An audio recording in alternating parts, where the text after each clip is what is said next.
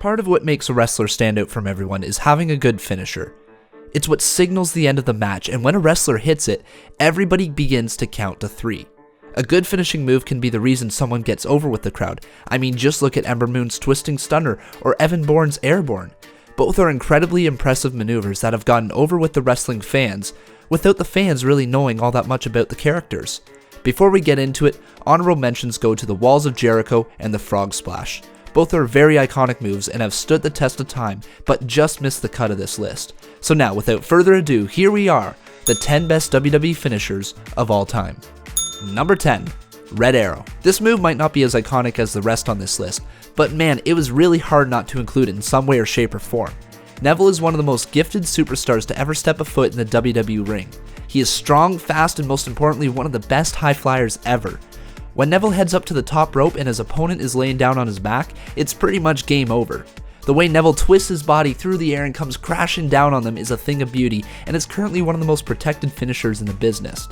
The fact that the move is so over means that heel Neville can only use it on a rare basis. Nonetheless, it's a game changer, and it certainly deserves a spot on this list. Number 9. DDT. The next few moves all go by different names, but have been used by many people over the years to put away opponents. Jake the Snake Roberts was feared for his DDT, as not many people kicked out of it, and it was one of the most vicious looking finishers back in the day. Sure, I mean, the move has seemed to be used by everyone at one point as an impact move, but it does not take away just from how vicious it was. The idea of taking someone's head under your arm and driving it straight into the ground is a very scary thought. I know for a fact I wouldn't want that to happen to me. Number 8. Powerbomb. Once again, a move that is used a bunch, but is still an effective move. Whether it be Batista's Batista Bomb, Scott Hall's Razor Edge, or even Undertaker's Last Ride, the move is one of the best looking and most devastating moves anyone can take. I mean, it's a shame that the move is mostly used as a setup move nowadays. I mean, I'm looking at you, Roman, but I'm sure if they made the move seem more effective again, then someday we might see someone using a powerful version of the Powerbomb to win a championship. Number 7. Spear. The spear has been used by many people over the years. Christian, Roman, Charlotte, Rhino, and Edge, just to name a few. It seems that anytime WWE can't figure out a finishing move for someone, they just hand them the spear. While that might saturate the move and make it seem less special, it certainly says a lot about the move. It can be hit virtually anywhere, be used by virtually anyone, and honestly, it just looks downright painful. Some obviously use it a little better than others, like Rhino and Edge, but this is still a classic move that is sure to see many more users over the year. Number 6. Figure 4 leg lock. Here we go, now we can move into the specifics. Just by mentioning this name, I want to let out a giant woo! This is just one of those moves that are so famous that if anyone locks it in, there's a real possibility that someone might tap out. The move was obviously made famous by Ric Flair and then was eventually passed down to his daughter Charlotte, who made it into the figure 8. We will just ignore that Flair tried passing it down to The Miz because, well, that was terrible. Anyways though, the move looks painful as the poor soul who is locked into it reaches around in pain, desperately trying to get to that bottom rope. Only downfall of the move is though, if the opponent happens to be able to flip you over, all that pain and agony goes right to you. You're trapped, no exit. Still, that bit of risk is well worth the reward and the reason that the Flairs have won so many matches over the years. Number 5. Pedigree. When you think Triple H, you think Pedigree. When you think Pedigree, you think Triple H. The two go hand in hand and you can truly see why. It was always a scary sight seeing Triple H lock both man's arms behind his back and then drive his head into the ground with all his body weight on top of him. He looked like at any point he could legitimately kill someone with the move, and that's why it worked. It's also the reason that the famous move isn't doing any good being with Seth Rollins. Sure, it made sense for the move to be passed down to him, but it certainly doesn't have the same effect, so for that reason I chose to ignore that he uses the move and just decided to focus on Triple H's version. All in all, one of the best moves of all time and one of the most unique finishers ever. Number 4. The Tombstone Piledriver. Once you take this move, it's game over. Undertaker and Kane have been using this Tombstone Piledriver for years.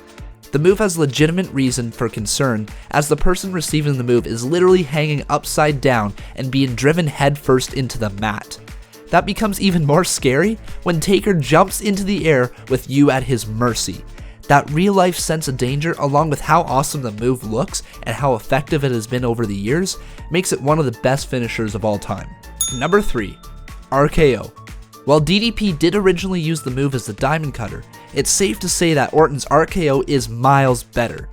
It has become so famous that the RKO out of nowhere tag has been made into memes and is said by people who don't even watch wrestling. Not only is the move famous though, it looks amazing and can be literally hit, well, I'm sorry, but out of nowhere. Some of the best moments in WWE have come from Randy Orton's RKO, and there's sure to be many, many more. Number 2. Stone Cold Stunner. Gimme a hell yeah. The Stunner is one of the coolest looking moves ever. I love it. The idea of snapping someone's neck over your shoulder and flipping them off just seconds before is so vicious, but you can't help but love it. Sure, the Stunner has been around for a long time, and yes, it's still used in today's matches, but it was the Stone Cold Stunner that became famous. It also seemed like everyone taking it had a lot of fun with it. After receiving the move, they would jump as high as they could in the air, roll around for a little bit, and then get pinned by the rattlesnake. And yes, I'm looking at you, Brock. It's just such a great move and easily one of the best of all time. And number 1, Sweet Chin Music. Let's take a quick look at the checklist for the making of a good finisher. Is it simple? Check. Is it vicious? Check. Is it quick? Check. And does it look sweet? Oh man, does it ever? That's a big old check mark. Shawn Micheals has easily the best finisher of all time. I love the super kick, but man, am I ever glad HBK got his own entire name for it. Compared to other super kicks that have been used as finishers, none of them even come close to Shawn's. The way he tuned up the band before delivering a devastating kick to the jaw was just amazing. The way he could catch any superstar off guard with it was perfect, and the way he did it was perfect as well. This is hands down the best finisher of all time, and many have tried to replicate it over the years what the Heartbreak Kid did, but none could even come close. So that's my list. Do you agree with it? How would you rank your own top 10 finishers of all time? Be sure to let me know in the comments section below, and don't forget to like and subscribe. Be sure to also follow me on Twitter at Conman167 and consider checking out my Patreon page for some cool rewards. That's it though, thank you very much for watching, and I'll see you guys next time.